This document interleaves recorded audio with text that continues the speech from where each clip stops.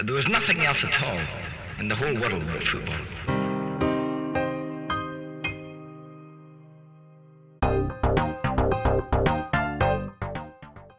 Hi, so welcome to this Football Fan Force video today. Thank you to Simon for inviting me to submit my prediction and reaction to today's game, Wales versus Switzerland. So I'm hopeful that my prediction can go one better than Simon's yesterday. I mean, 3-1, that was quite the prediction, Simon. So well done for that. Let's turn this into a competition, see who can get the most accurate predictions for the rest of the tournament. Who's going to be the Nostradamus of Football Fan Force? So we'll see on that one. So that being said, I think last night's game did open up this group somewhat. I think Turkey potentially could have expected to do more with last night's result. I mean, I wouldn't have expected them to win necessarily, but to ship 3 goals and to put in a performance which was really quite negative doesn't bode well for the rest of the group stage. So Turkey would have been your ideal contender for second place in that group, but now it looks to have opened up a little bit.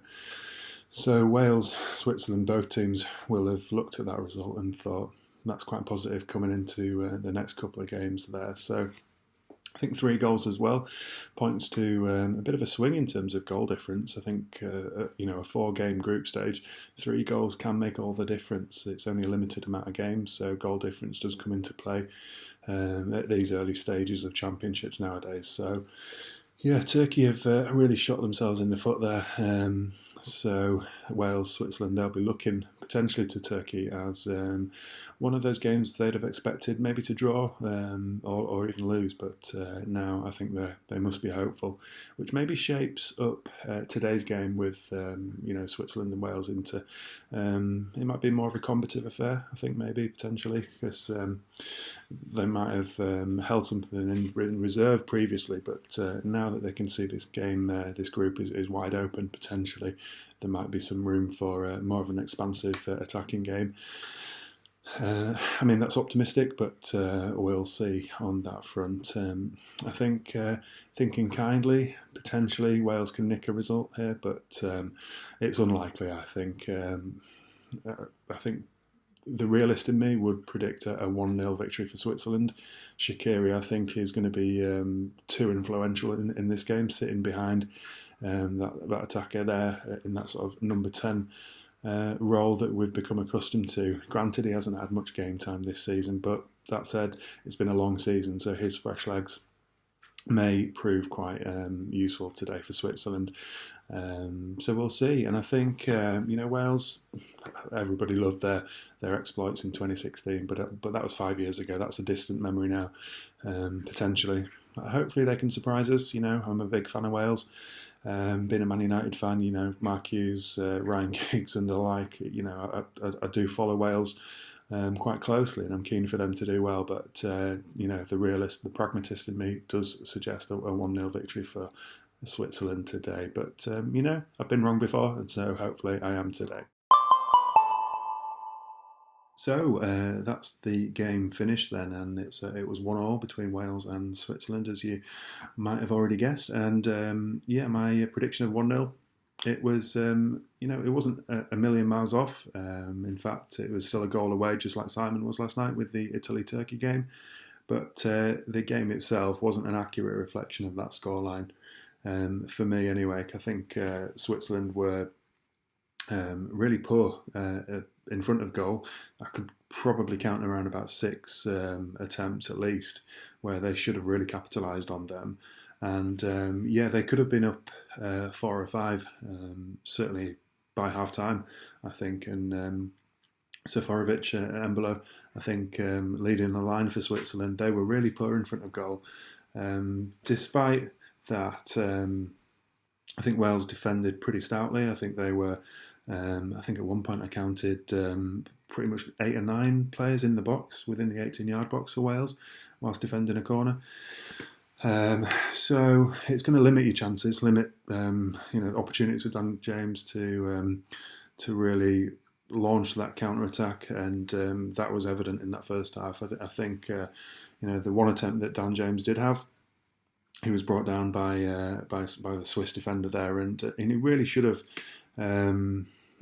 potentially offered more of a threat in that first half. And as the second half wore on, as Wales were chasing that goal deficit, he did come into his own, which was probably why he was so shocked, surprised, and pretty angry actually to be substituted. So his reaction was quite telling. I think he offered them the potentially the most pressure, the most positives in that largely negative Wales performance. I think despite that, it was a nicely worked goal for Wales. So that set piece routine, I think that's going to reap dividends as the tournament progresses. I think with a Wales attack like that, I think set pieces seem to be the most obvious route to goal for them. Kiefer Moore, it was a nicely taken header, and it was just reward after that first half attempt, which nearly went in. And Kiefer Moore is that kind of a modern day Jamie Vardy, plying his trade in non-league only a few seasons ago. So he's done well to get to where he is.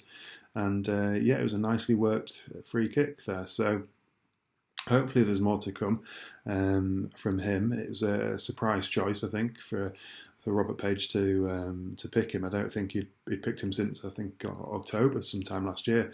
So it's been some time since he opted to start him above that traditional sort of attacker of Ramsey, Bale and Dan James on the left there. So with Kiefer Moore leading the line, I think potentially they've got that route in terms of set piece, so we'll see on that front. I think Wales did well, though, ultimately from that game to get a draw. I would imagine they'll be disappointed with how they set the stall out. I think something's got to change.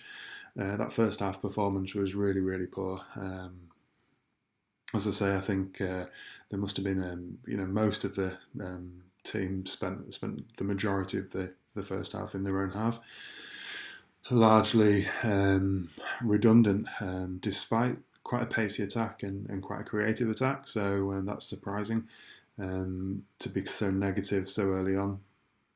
But that changed in the second half, and I think despite a dominant Swiss performance, I think when I say dominant, I think it was like a 65-35% split in terms of possession. 200 more passes or something stupid for Switzerland as opposed to Wales. So that sort of shows you the dominance that Switzerland had today. Wales are going to struggle if they continue in that vein, but with a game against Turkey on Wednesday in Baku, potentially Turkey are going to be pretty disheartened after last night. Got to travel again to Azerbaijan, which, whilst it's not a million miles away, it's still a difficult place to go to, whereas Wales have acclimatised to the environment, so potentially that will work in their favour. I think Italy will be licking their lips at this group. They're pretty bang on for 9 points, I think, and it's second place. It's going to be all up for grabs today after that performance, and I'd be surprised if Switzerland don't nick it.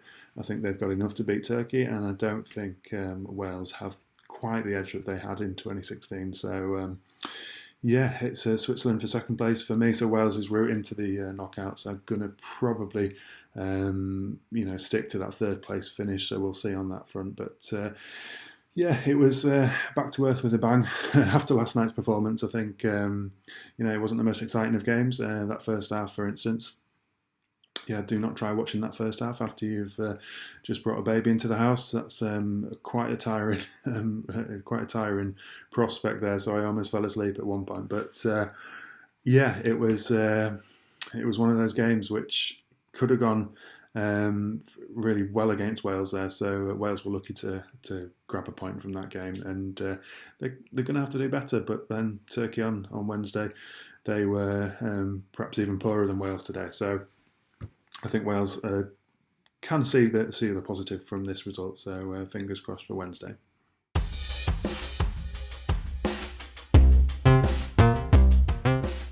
Thank you so much for listening to the Triple F. If you could please drop a like on our Facebook page, subscribe to the YouTube channel, and follow us on Twitter, that would be massively appreciated. Hope you're all keeping safe, and thanks again for listening to the Triple F.